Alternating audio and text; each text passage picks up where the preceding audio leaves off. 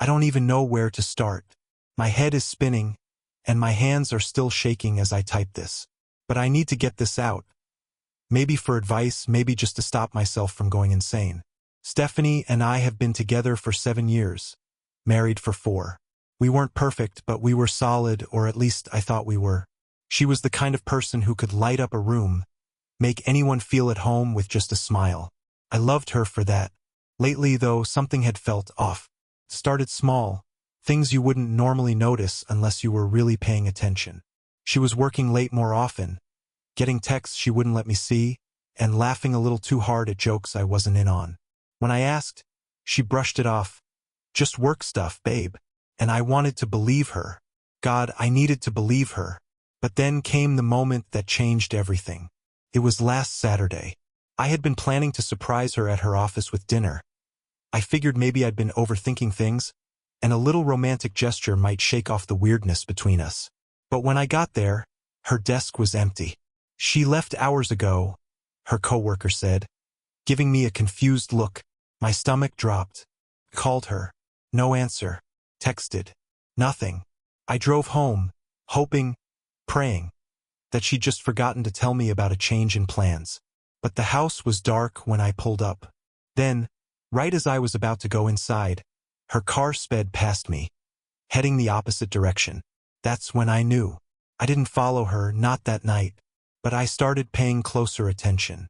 I went through our phone bill, noticed the repeated calls to an unfamiliar number.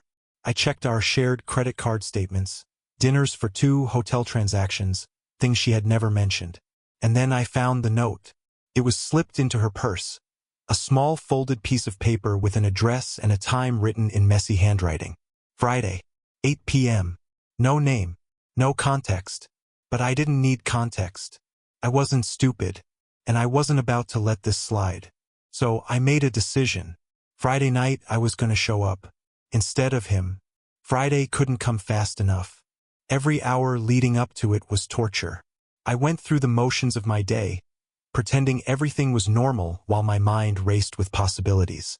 Would she deny it? Would she come up with some ridiculous excuse? Or worse, would she just laugh in my face? I wasn't going to wait around to find out. I took the afternoon off work and started preparing. First, I called in a favor from a buddy of mine, Mark. We'd been best friends since college, and if there was one person I could trust to have my back, it was him. He had a way of staying calm under pressure, which I desperately needed, considering I was a barely contained storm waiting to explode. Mark didn't ask questions. He just listened as I laid everything out, nodding quietly before finally saying, "So, what's the plan?" That was the million-dollar question, wasn't it? I didn't want to just catch Stephanie in the act. I wanted her to feel what I had felt. The gut-wrenching betrayal. The humiliation. That's when the idea hit me. I was going to take his place. Whoever the hell this guy was, Stephanie was expecting him at that address at 8 p.m. Not me. So I was going to show up first. Walk right into their little secret meeting spot like I owned the place. Mark gave me a long look when I told him, "You sure you want to do this?" Absolutely. Was I? I don't know. But at that moment, it felt like the only thing that made sense. So we ran through the details. Mark would follow me there, stay in the car in case things got messy. I'd go inside, keep my cool if possible, and get my answers. Maybe get a little satisfaction out of watching Stephanie's world crumble. By the time 7:45 rolled around, I was parked outside the location. It was a small, dimly lit cafe, one of those hole-in-the-wall places no one would think twice about. Clever. Tucked away enough to be discreet but public enough that they wouldn't raise suspicion. I took a deep breath, gripping the steering wheel so tightly my knuckles went white. Then I got out of the car and walked in. The place was quiet, just a few customers scattered around, sipping coffee or staring at their phones. The kind of spot that blurred into the background of a busy city. I spotted the reserved booth near the back. Candle on the table. 2 glasses of wine already poured. She had planned this. She had planned this. A waitress walked by, eyeing me curiously as I slid into the seat. "Expecting someone?" she asked. "Yeah," I said, forcing a tight smile. "You could say that." Then I waited. and at exactly 8:01 the door opened. Stephanie stepped inside, her eyes scanning the room. She was dressed too well for just a dinner with a friend. Her black dress clung to her in all the ways I used to admire, but now it just made me sick. She walked toward the table, her phone in her hand, probably about to text him, to tell him she was here. Then her eyes landed on me. She froze mid-step, and I swear to God, in that moment, I saw her entire world shatter. Stephanie's face drained of color so fast I thought she might faint. For a second, she just stood there, gripping her phone like it was the only thing keeping her upright. I didn't move, didn't blink. I just sat there, watching as she processed what was happening. Finally, she took a shaky step forward. What are you doing here?" Her voice was barely above a whisper, but I caught the panic underneath it. I leaned back, keeping my expression neutral. "I could ask you the same thing." Her eyes darted around the cafe, like she was looking for an escape, or maybe for him, whoever he was. But I wasn't about to let her off that easy. "Go ahead," I said, gesturing to the seat across from me. "Sit down." She hesitated, but after a long moment, she slid into the booth. I could see her hands trembling slightly as she placed them on the table, probably trying to play it cool. "Why are you here?" she asked again, this time with a little more force, like she was trying to regain control of the situation. I tilted my head, pretending to think about it. "Well, I found a little note in your purse. You know, the one with this address and time written on it. Thought I'd drop by, see who I was competing with for my wife's attention." Her breath hitched. No, don't," I cut in, my voice sharp. "Don't lie to me, Stephanie. Not this time." She swallowed hard, her eyes flicking toward the door again. She was probably wondering how long she had before he walked in. I leaned forward, lowering my voice. "Waiting on someone?" That's when I saw it. The tiniest, most fleeting look of pure terror in her eyes. And I knew. She wasn't just cheating on me. She was in love with him. The realization hit me like a freight train, knocking the air from my lungs. It wasn't some drunken mistake. It wasn't a one-time lapse in judgment. This was something deeper, something planned, something I wasn't a part of. And it made me sick. Stephanie must have seen the change in my expression because her whole demeanor shifted. She straightened up, trying to put on that same confident, charismatic mask she always wore. "Listen, The door opened. She flinched. I turned my head just in time to see him walk in. Tall, well-dressed, looking around, oblivious to the train wreck he was walking into. Stephanie sucked in a breath, her fingers gripping the edge of the table like she wanted to disappear into it. "Is that him?" I asked, my voice eerily calm. She didn't answer. Didn't have to, because the moment his eyes landed on our table and recognition crossed his face, I knew. I pushed back my chair, standing up just as he hesitated near the entrance. I made sure to lock eyes with him, letting him see me instead of the woman he was expecting. His face went pale. Stephanie was still frozen, her lips slightly parted like she wanted to say something, but there was nothing left to say. I took a slow, measured breath. Then, without breaking eye contact with him, I said, "Why don't you come join us?" For a split second, he looked like he was actually considering running. His whole body tensed, his jaw clenched, and I could practically see the calculations running through his head. But he didn't move. Instead, after a long hesitation, he straightened his posture and took a cautious step forward. He was trying to play it cool, trying to act like he wasn't walking into an absolute disaster. Stephanie, on the other hand, looked like she wanted to crawl under the table and disappear. Her hands were clasped together so tightly that her knuckles were turning white. She wouldn't even look at me. I kept my expression neutral as the guy reached the table, stopping just beside it. "So," I said, gesturing toward the empty seat, "you gonna sit?" His eyes flicked toward Stephanie, like he was waiting for her to give him some kind of signal.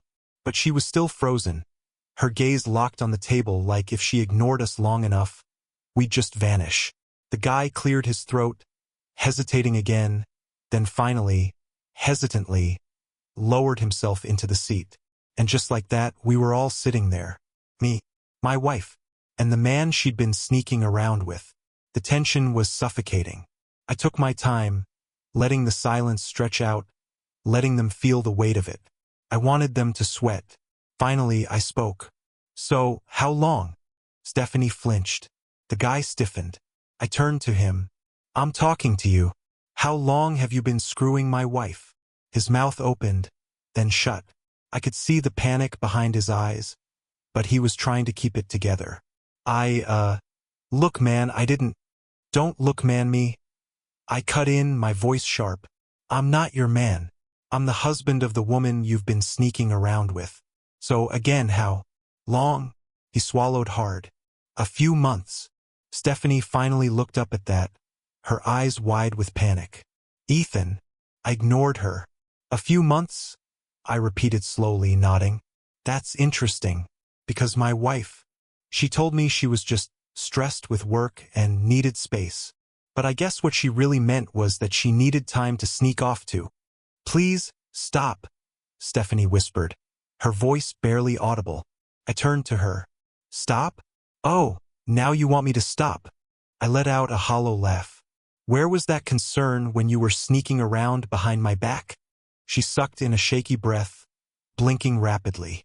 I could see the tears welling up, threatening to spill. And for a split second I felt something, pity maybe? But it disappeared just as quickly as it came. I turned back to the guy. So tell me, do you have a wife? A girlfriend? His jaw tightened. No. I leaned back. Well, good for you. I guess that makes one of us. Silence. Stephanie wiped at her eyes, trying to pull herself together. Ethan, please, can we just talk about this privately? I scoffed. Oh, now you want privacy? No, Steph, I think this is the perfect place. Right here, in this little cafe where you planned your little secret rendezvous. I shook my head. You don't get to control the situation anymore. Her lips parted, but she had no response to that. I turned to the guy again, narrowing my eyes. You knew she was married, didn't you? He exhaled sharply, dragging a hand down his face. Look, it's a yes or no question. He hesitated. Then finally he nodded.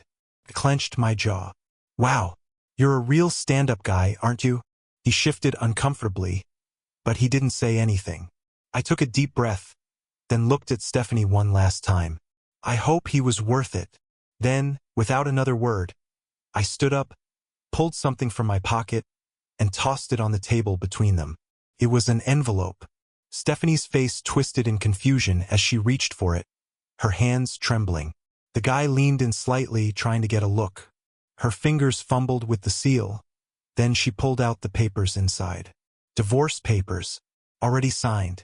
Stephanie's breath hitched. Ethan. But I was already walking away. I didn't look back. I walked out of that cafe feeling nothing. No satisfaction, no relief. Just an empty, hollow numbness. The kind that settles deep in your bones and makes everything feel unreal. Mark was waiting in his car across the street, watching the whole thing unfold through the window. As soon as I stepped outside, he got out, walking toward me with cautious eyes. How'd it go? He asked. I let out a breath, shaking my head. About how you'd expect. He nodded, glancing toward the cafe. Through the window, I could see Stephanie still sitting there, staring down at the divorce papers like they were a foreign object she didn't understand. The guy, her affair partner, was rubbing his face, probably realizing the nightmare he'd just walked into. I turned away. I didn't want to see them anymore. Mark clapped a hand on my shoulder. Come on, man. Let's get out of here. I didn't argue. The next few days were a blur. Stephanie tried to call. I ignored her. She sent texts, emails, some apologetic, some defensive, some desperate. I didn't respond to any of them. Instead, I focused on getting my life in order. I had already spoken to a lawyer before I even showed up that night, so all that was left was to finalize everything. We had no kids, no complicated assets to split. The house was in my name, so she'd have to figure something else out. I wasn't going to leave her with nothing, but I also wasn't going to let her drag this out longer than necessary. The moment she realized I wasn't budging, she switched tactics. She showed up at the house one evening, knocking softly like she thought that would somehow make her presence less offensive. When I opened the door, she looked different. Not in the way I wanted, though. Not guilty. Not remorseful. Just scared. Like she was really realizing that I was serious about this. "Ethan," she whispered, her eyes already brimming with tears. "Please, can we talk?" I sighed, gripping the doorframe. "We already did." "No, you talked. You dropped papers on the table and walked away." I didn't get a chance to explain. I let out a humorless laugh. "What's there to explain? You cheated on me. You lied to me. You planned dates with another man while I sat at home wondering why my wife didn't love me anymore." She flinched. "It wasn't." "Don't," I cut in, my voice sharp, "don't sit here and try to spin it into something less than what it was. You had a whole relationship behind my back." She shook her head frantically. "No, it wasn't like that. I never stopped loving you, Ethan. I held up a hand.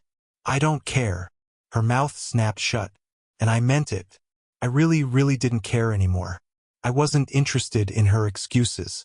I wasn't interested in hearing how lonely she had been, or how it just happened, or how she didn't mean to hurt me. She did hurt me, and she knew exactly what she was doing every single time she texted him. Every time she made plans. Every time she chose him over me. I wasn't going to let her rewrite history just because she didn't like the ending. "I'm done," I said simply. "And I suggest you start figuring out your own future. Because I'm not part of it anymore." Tears spilled down her cheeks. She opened her mouth again. Probably to argue, maybe to beg. But I was done. I stepped back and shut the door in her face. I stood there for a moment, listening to the quiet, muffled sound of her crying on the other side. And then, slowly, I walked away. It's been a few weeks since that night. The divorce is moving forward, and I've started putting myself back together piece by piece. It's weird, rebuilding a life you thought was solid, only to realize it was built on a foundation that was already cracked. But you know what? I'm okay. I still have bad days. I still catch myself wondering why she did it, why she threw everything away for some cheap, secret thrill. But then I remind myself that none of that matters anymore. She made her choices, and I made mine. For the first time in a long time, I'm looking forward to the future. Without her.